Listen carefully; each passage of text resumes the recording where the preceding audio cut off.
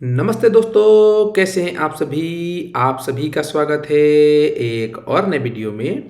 और इस वीडियो में हम लोग देखने वाले हैं कक्षा 10 के गणित के प्रश्नावली 8.1 में जो भी प्रश्न दिए हुए हैं उसमें से प्रश्न संख्या 2 के हल को। इससे पहले हम लोगों ने प्रश्न संख्या 1 को अच्छे तरीके से समझा है कि किस प्रकार से करना है। वहाँ पे मैंने एक बार दोबारा आप सभी को त्रिकोणमिति के जो बेसिक चीज़ें होती हैं उस चीज़ की मैंने चर्चा की है, आप सभी को समझाया है कि कैसे त्रिकोणमितीय अनुपात को याद रखा जा सकता है। तो यदि उस प्रश्न में आप किसी को दिक्कत होता है तो उसे एक बार जरूर देखिएगा। इन प्रश्नों को करने के लिए यह त्रिकोणमिति हमारे लिए कक्षा 10 में नई चीज़ है तो थोड़ी दिक्कत परेशानी आ सकती है, तो घबराने की बात नहीं है। चीज़ों को धीरे धीरे समझिए। बेसिक चीज़ें आपकी यदि क्लियर हैं तो इन प्रश्नों में आपको दिक्कत नहीं आएगा, या दिक्कत आता भी है तो बहुत जल्दी आप इन सारी चीज़ों को सीख जाएंगे।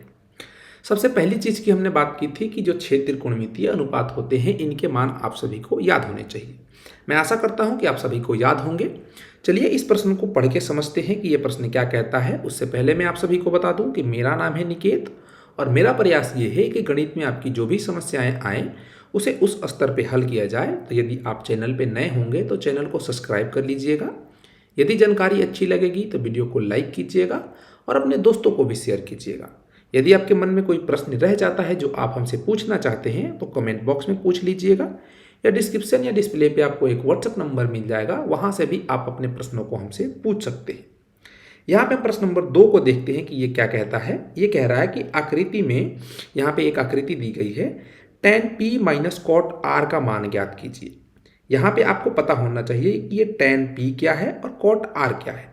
ये एक त्रिकोणमितीय अनुपात है। हमने अभी चर्चा किया कि 6 प्रकार के त्रिकोणमितीय अनुपात होते हैं, उसमें से ये tan और cot क्या है, त्रिकोणमितीय अनुपात है।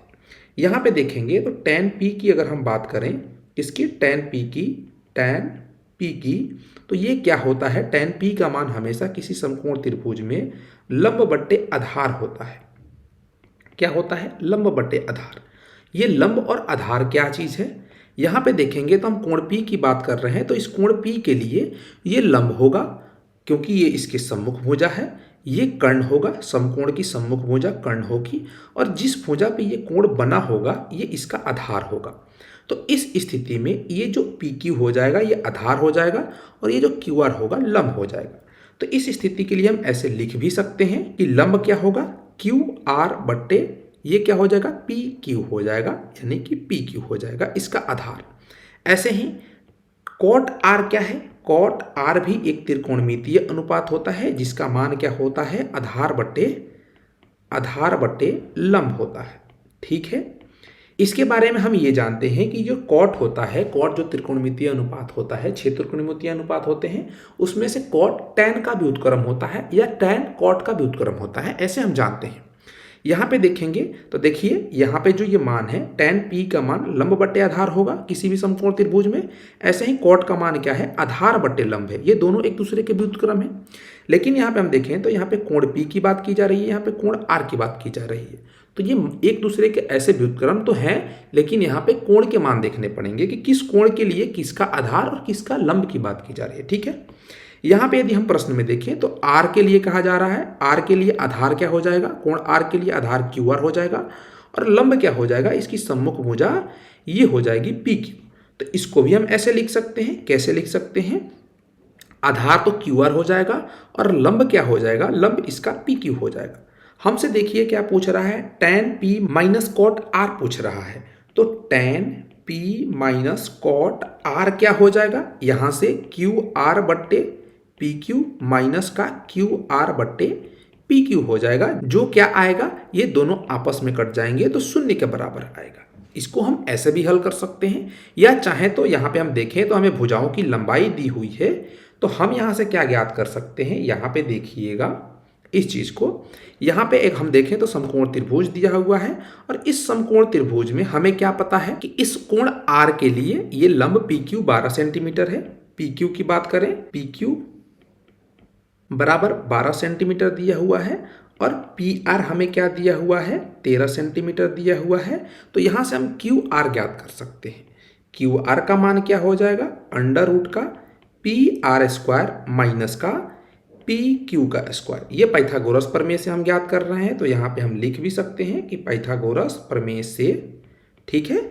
और यहाँ से क्यू आर का मान हम क्या ज्ञात कर पाएंगे, पी आर का स्क्वायर, पी आर क्या है 13, 13 का स्क्वायर क्या हो जाएगा 169 माइनस का पी क्यू का स्क्वायर 12 का स्क्वायर यानी कि 144 प्राप्त होगा। इसको हम सरल करेंगे तो हमें क्या प्राप्त होगा, 9 में से 4 जाएगा 5 बचेगा, 16 में से 14 जाएगा 2 बचेगा यानी 25 आएगा जो कि 5 के बराबर आएगा।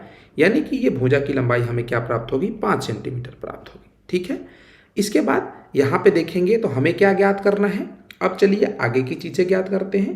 हमें ज्ञात करना है tan p, tan p, tan p क्या होता है, लंब बट्टे आधार होता है। हमने अभी देखा तो लंब बट्टे आधार किस कोण की बात की जा रही है, कोण P की बात की जा रही है।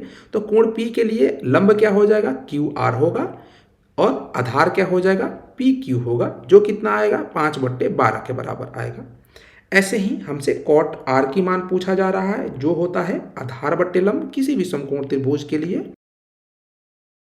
तो आधार बट्टे लंब इस कोण R के लिए हमारा आधार क्या हो जाएगा, आधार QR हो जाएगा QR, और लंब क्या हो जाएगा PQ हो जाएगा, तो PQ हो जाएगा। ये भी हमें 5/12 प्राप्त होगा। हमसे पूछ रहा है कि tan P minus cot R ज्ञात करना है जो कि 5/12 माइनस का 5/12 प्राप्त होगा जो कट के 0 के बराबर आएगा। और यही हमने पीछे भी ज्ञात किया था। ठीक है। आप चाहे तो भुजा का मान ज्ञात करके भी कर सकते हैं और बिना भुजा का मान ज्ञात किए हुए भी कर सकते हैं। तो आशा करता हूं कि प्रश्न नंबर 2 आप सभी को समझ में आया होगा। यदि 1 नंबर प्रश्न में आपको कोई दिक्कत होता है तो पिछले वीडियो का लिंक आपको डिस्क्रिप्शन में मिल जाएगा, उसे आप देख लीजिएगा। और इसी प्रकार के यदि आप वीडियो चाहते हैं तो चैनल को सब्सक्राइब कर लीजिएगा। यदि जानकारी अच्छी लगी होगी तो वीडियो को लाइक कीजिएगा और अपने दोस्तों को भी शेयर कीजिएगा। चलिए फिर मिलते हैं अगले वीडियो में, तब तक के लिए पढ़ते रहिए, मजे करते रहिए। जय हिंद।